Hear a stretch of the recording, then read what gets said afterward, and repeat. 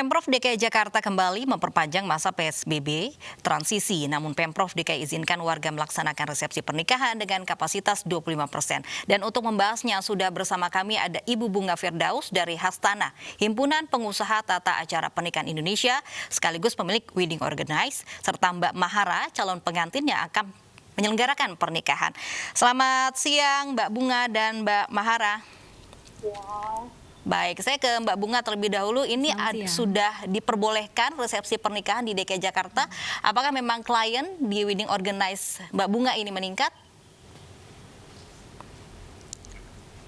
Oke, jadi memang rencana pemerintah untuk mengizinkan kembali resepsi ini cukup dinanti-nanti oleh calon pengantin. Bukan hanya calon pengantin yang baru, Mbak, tetapi pengantin-pengantin kami yang sudah lama menunda pernikahannya. Jadi ada beberapa yang sudah mendaftarkan tapi kemudian mereschedule acara mereka khususnya untuk resepsi, dan ini mereka sangat menanti sekali izin tersebut. Baik, Mbak Bunga, artinya memang setelah diizinkan kembali oleh Pemprov ini menjadi titik terang bagi bisnis wedding organizer, begitu ya, Mbak? Betul sekali.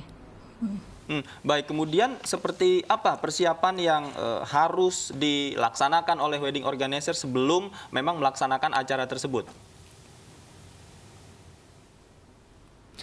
Ya, baik. Jadi perlu kami jelaskan juga bahwa perjalanan untuk bisa melaksanakan kembali izin pernikahan khususnya untuk resepsi di DKI ini tidak bisa dijalankan oleh satu pihak saja. Artinya pihak dari pengantin juga harus mengetahui apa saja yang harus dilakukan, khususnya persiapan-persiapan izin mulai dari lingkar terdekat mereka yaitu RT dan RW.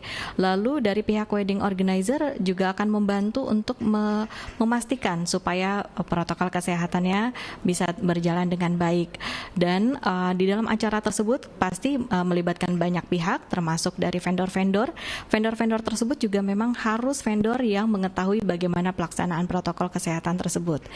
Jadi fungsi wedding organizer kami mengedukasi calon pengantin mengenai poin-poin yang harus diperhatikan dan memastikan kembali vendor-vendor yang terlibat juga mengetahui apa saja yang harus dikerjakan. Baik. Saya ke Mbak Mahara, ini sebagai calon pengantin, ini rencananya tanggal berapa Mbak acaranya? Jadi ini memang dari bulan September kemarin saya sudah melakukan acara lamaran seperti itu. Cuma untuk dari acara resepsinya sendiri, ini dari keluarga besar kami juga masih rembukan, Kak. Jadi apakah memang mau diadakan akad saja karena memang untuk dari kemarin PSBB ini. Nah, jadi untuk sebenarnya dari rencana saya adalah di Januari atau di Februari besok, saya akan melakukan akad saja seperti itu. Nah, dengan adanya Pemprov DKI ini justru kabar baik untuk keluarga besar kami karena mungkin akan kami undur sedikit untuk resepsinya, jadi bisa dilakukan di gedung saja seperti itu. Tapi Mbak Mahara, sejauh ini apakah sudah melakukan komunikasi salah satunya dengan pihak penyelenggara pernikahan seperti WO gitu? Mungkin sudah pernah, tapi untuk tanggalnya saja itu kami memang belum menentukan karena memang kemarin lamaran pun juga itu kami dadakan begitu. Jadi untuk resepsinya sendiri ini kami masih rembukan sih begitu, tapi kami sudah menemui untuk beberapa WO. Begitu. Baik. Oke, Mbak Mahara, ini kan salah satu persyaratannya adalah tamunya harus 25% dari kapasitas gedung nih. Apakah sebagai calon pengantin tentunya siap dengan syarat-syarat tersebut? Siap, karena memang sudah dari acara lamaran kemarin kan memang sudah dilakukan PSBB ya, Kak. Jadi memang untuk dari undangan saat lamaran sendiri pun sudah kami pilih untuk yang bisa datang dan tidak usah datang seperti itu. Jadi saya pun juga sebenarnya untuk tahun depan sendiri persiapan dari keluarga besar kami adalah untuk undangan yang memang tidak semua diundang seperti itu. Karena kan memang belum ada berita apapun dari Pemprov ya. Jadi memang persiapan kita adalah untuk undangan yang hanya sedikit seperti itu. Baik, saya ingin kembali ke Mbak Bunga. Mbak Bunga, dengan peraturan yang tamu hanya boleh dibatasi hanya 25% ini, bagaimana tanggapan dari klien-klien Anda? Oke, jadi selama ini klien-klien kami memang sangat mengikuti peraturan yang ada, begitupun dengan para vendornya. Jadi 25% ini sebetulnya tidak menjadi masalah, kita menyesuaikan saja, karena salah satu cara untuk supaya pandemi ini selesai adalah kita harus melaksanakan semua sesuai dengan prosedur. Mengenai jika ada yang ingin melaksanakan lebih dari tamu-tamu, maksudnya jumlah tamu yang agak lebih besar, tentu akan bisa diakali dengan menggunakan perpotongan beberapa sesi acara. Jadi acaranya bisa dari pagi, lalu kemudian ada yang untuk relasi lainnya bisa di sore hari. Begitu kira-kira. Baik, Mbak Bunga, ini salah satu persyaratan juga harus mengajukan proposal ke Pemprov DKI Jakarta. Apakah syarat itu sudah dilalui dan dijalankan, Mbak Bunga? Oke, kalau yang ke Pemprov setahu saya itu dari pihak venue ya, dari gedung.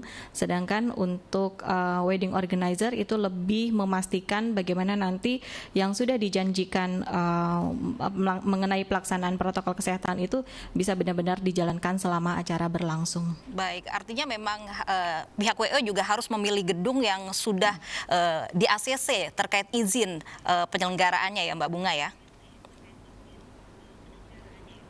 Betul sekali. Jadi penting untuk kita bisa mengarahkan klien, calon pengantin untuk memilih gedung yang memang sudah berizin untuk resepsi pernikahan.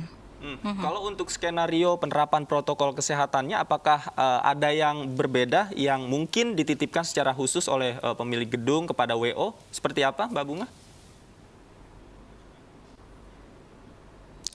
Untuk pelaksanaan acaranya? Iya, betul. Sorry, tadi nggak begitu clear. Gimana? Iya, jadi kalau untuk penerapan protokol kesehatannya yang dilaksanakan oleh WO pada saat acara, apakah ada hal-hal khusus yang memang dititipkan atau dipesankan oleh pemilik gedung untuk dilakukan oleh WO pada saat acara?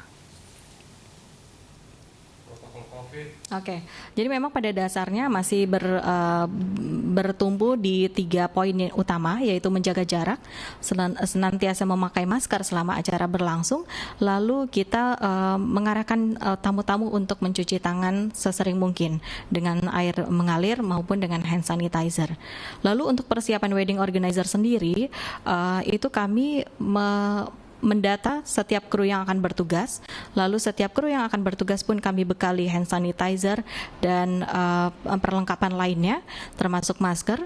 Lalu kemudian kami juga mengarahkan para kru untuk menyediakan tiga baju yang dipakai menuju lokasi acara, baju yang dipakai selama acara, hingga nanti baju yang dipakai menuju kediaman masing-masing. Jadi hal-hal tersebut memang sudah berlangsung pada saat kemarin sebelum resepsi diizinkan, kami sudah menerapkan untuk acara-acara berskala kecil. Baik, saya ke Mbak Mahara.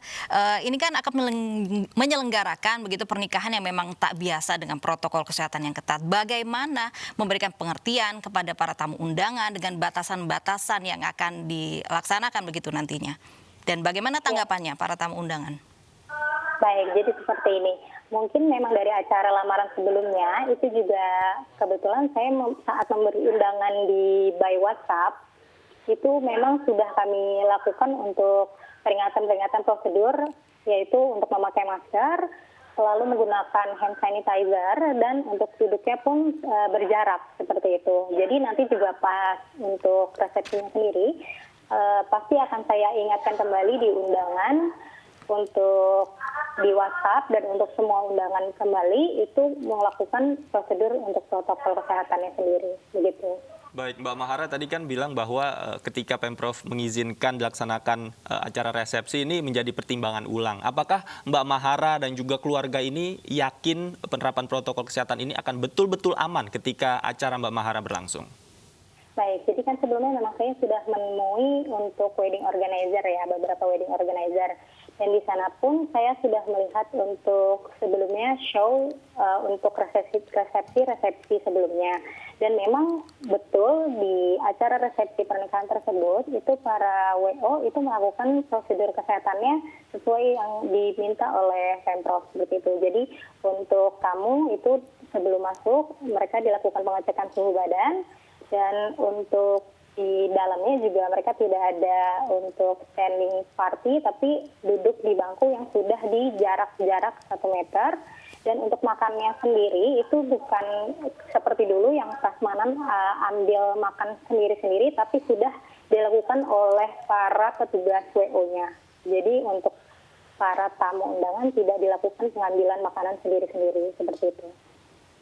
Baik, Mbak Bunga, ini terakhir Mbak Bunga mengenai mungkin omset dari WO sendiri, apakah dengan protokol kesehatan ini dengan batasan 25% tamu undangan ini merugikan, atau apa yang harus dievaluasi dari syarat-syarat untuk resepsi pernikahan di Jakarta ini? Oke, baik. Jadi sebetulnya menjadi concern kami dengan rencana dibukanya kembali izin pernikahan ini, resepsi, itu bukan ke omsetnya, tapi bagaimana kita bisa bersama-sama gotong royong untuk benar-benar melaksanakan protokol kesehatannya. Karena jangan sampai dengan dibuka ini malah menjadi bumerang, menjadikan ada klaster lagi untuk di dunia wedding. Ini tentu akan membuat kita sama-sama semakin terpuruk. Jadi bukan omset saat ini yang kami kejar, tapi bagaimana kita bisa bahu-membahu untuk melaksanakan protokol kesehatan. Itu sih, Mbak.